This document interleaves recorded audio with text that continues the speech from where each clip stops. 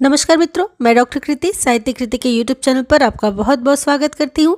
आज हम पढ़ेंगे काव्यशास्त्र का एक महत्वपूर्ण विषय नई आलोचना, जिसे हम न्यू क्रिटिसिज्म के नाम से भी जानते हैं। चैनल पर यदि आप पहली बार आ रहे हो तो ज़रूर सब्सक्राइब कर लें, क्योंकि इस प्रकार के महत्वपूर्ण विषय वस्तुओं को मेरे चैनल के माध्यम से पढ़ाया जाता है। हिंदी विषय से किसी भी परीक्षा की तैयारी कर रहे हो, ये सभी बहुत महत्वपूर्ण है। तो चलिए शुरू करते हैं आज की इस वीडियो को। न्यू क्रिटिसिज्म शब्द का प्रथम प्रयोग सन 1911 ईस्वी में कोलंबिया विश्वविद्यालय के प्रोफेसर स्पिनगर ने किया था। किसने किया था? स्पिनगर ने न्यू क्रिटिसिज्म शब्द का सबसे पहले प्रयोग किया था सन 1911 ईस्वी में। प्रश्न परीक्षाओं में कई बार पूछे गए हैं कि किसने किया था, तो स्पिनगर ने किया था सन 1911 ईस्वी में। न्यू क्रिटिसिज्म शब्द का जो सर्वप्रथम जो परिभाषा इसकी दी थी वो दी थी जॉन क्रो रैनसम ने। किसने दी थी? जॉन क्रो रैनसम ने। द न्यू क्रिटिसिज्म की परिभाषा सबसे पहले शब्द का जो प्रयोग किया था स्पिनगर ने किया था, और परिभाषा सबसे पहले दी थी जॉन क्रो रैनसम ने। जॉन क्रो रैनसम ने अपनी पुस्तक द न्यू क्रिटिसिज्म सन 1941 ईस्वी की भूमिका में इसकी परिभाषा दी है। ऐसे भी प्रश्न पूछा जाता है कि द न्यू क्रिटिसिज्म पुस्तक के रचयिता कौन है, तो आपको पता होना चाहिए जॉन क्रो रैनसम है। सन 1941 ईस्वी की यह रचना है। आलोचना के क्षेत्र में न्यू क्रिटिसिज्म का सूत्रपात टी.एस. इलियट और आई.ए. रिचर्ड्स से माना जाता है।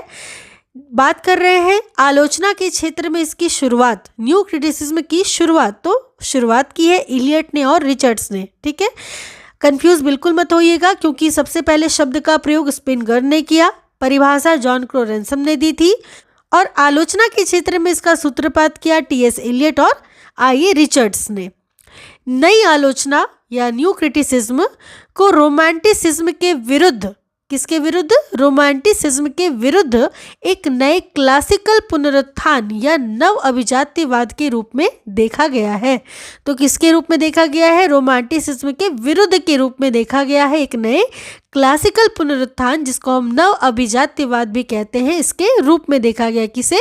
नई आलोचना या न्यू क्रिटिसिज्म को। तो दो तीन नाम जो ऐसे हैं जो आपको याद होना चाहिए, जैसे न्यू क्रिटिसिज्म किसके विरुद्ध है? तो रोमांटिसिज्म के विरुद्ध है। नए क्लासिकल पुनरुत्थान या नव अभिजात्यवाद के रूप में नई आलोचना को देखा गया है।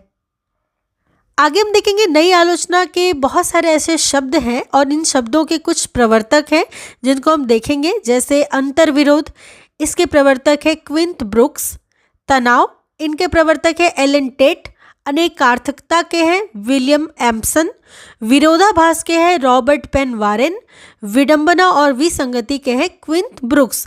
आप एक चीज़ जरूर ध्यान रखिएगा, एक दो बार परीक्षाओं में मैंने इस प्रकार से भी देखा प्रश्नों में कि ये जो प्रवर्तक है, ऐसे पूछ लिया जाता है कि कौन कौन आचार्य संबंधित है नई आलोचना से। तो जब आप इनके नाम को याद रखेंगे तभी आपको पता चलेगा कि इनमें से कौन शामिल है और कौन शामिल नहीं है। कभी कभी सीधे सीधे प्रश्न ना पूछ करके कि इस शब्द के प्रवर्तक कौन है, ऐसे पूछ लिया जाता है कि शामिल कौन है न्यू क्रिटिसिज्म आलोचना में। तो Cleanth Brooks, Allen Tate, William Empson, Robert Penn Warren, Cleanth Brooks, इन नामों को ध्यान रखिएगा।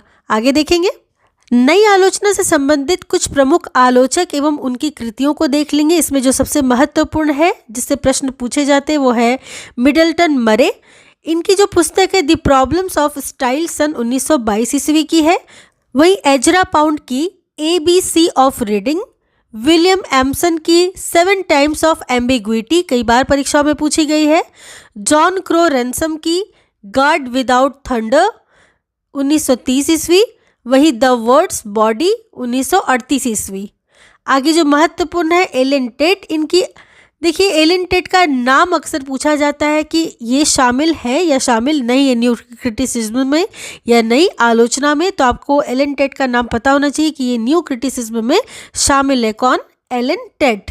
जैसा कि मैंने अभी अभी आपको बताया कि कई बार इस प्रकार से भी प्रश्न पूछे जाते हैं, और नेट की परीक्षा में यही पूछा गया था कि इनमें से कौन शामिल है, जिसका सही उत्तर था एलन टेट शामिल है न्यू क्रिटिसिज्म में। आगे देखेंगे नई आलोचना के लिए प्रारंभ में सौंदर्यपरक रूपवाद जिसको अंग्रेजी में कह सकते हैं एस्थेटिक फॉर्मलिज्म, और विश्लेषणात्मक आलोचना, ये दो नाम रखे गए थे, सुझाए गए थे। किसके लिए? नई आलोचना के लिए। तो ये दो नामों को भी याद रखिएगा, किसके लिए सुझाए गए थे? नई आलोचना या न्यू क्रिटिसिज्म के लिए। क्या क्या नाम थे? सौंदर्यपरक रूपवाद, जिसको अंग्रेजी में एस्थेटिक फॉर्मलिज्म कहते हैं, और विश्लेषणात्मक आलोचना, दोनों नई आलोचना के लिए सुझाए गए नाम थे। आगे हम देख लेंगे कि नई आलोचना से संबंधित कुछ महत्वपूर्ण पत्रिकाएं भी थी, जिनको कुछ संपादक निकालते थे, आलोचक निकालते थे, जिसमें है द क्राइटेरियन, इसको निकालते थे टी.एस. एलियट, स्क्रूटनी जिसको निकालते थे F.R. लेविस, द फ्यूजिटिव इसको निकालते थे जॉन क्रो रैनसम। तो ये 3 नाम और 3 पत्रिकाएं याद रखिएगा, नई आलोचना से संबंधित है।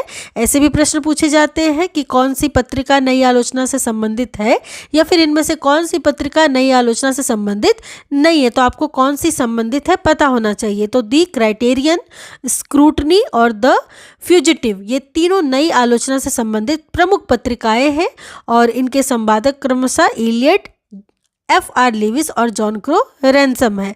तो इन नामों को आप ध्यान रखिएगा, और इसी प्रकार आपका नई आलोचना यहीं पे समाप्त हो जाती है। आगे की वीडियो में हम विभिन्न वाद को पढ़ेंगे, अर्थात काव्य शास्त्र में इन सभी वादों के अतिरिक्त जो विभिन्न वाद आए थे, उन वादों के बारे में हम विस्तार से अगली वीडियो में पढ़ेंगे। तब तक के लिए चैनल के साथ इसी प्रकार बने रहिए। चैनल को लाइक शेयर सब्सक्राइब तो जरूर करके रखिएगा, क्योंकि इसी प्रकार के वीडियोस आपको हमारे चैनल के माध्यम से पढ़ने को मिलेंगे। तो चलिए मिलती हूँ अगली वीडियो में एक नए टॉपिक के साथ। तब तक के लिए आप सबका बहुत बहुत धन्यवाद।